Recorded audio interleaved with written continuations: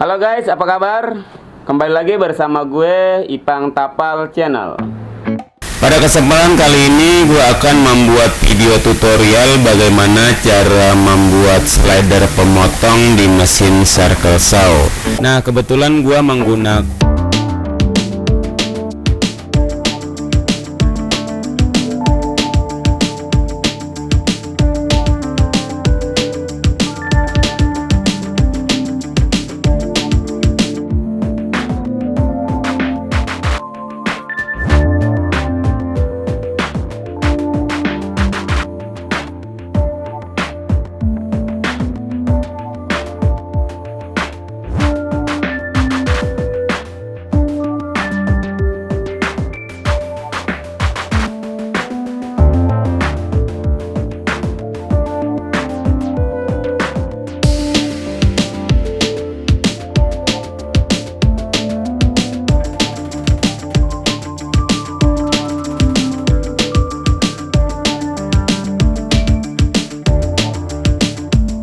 Oh ya guys, untuk alas slider ini gua menggunakan sisa potongan MDF. Kalian juga bisa menggunakan multiplex yang ketebalannya 6-12 mm. Untuk ukurannya bebas saja, yang penting untuk sisi kiri dan sisi kanan tepian itu harus lebih.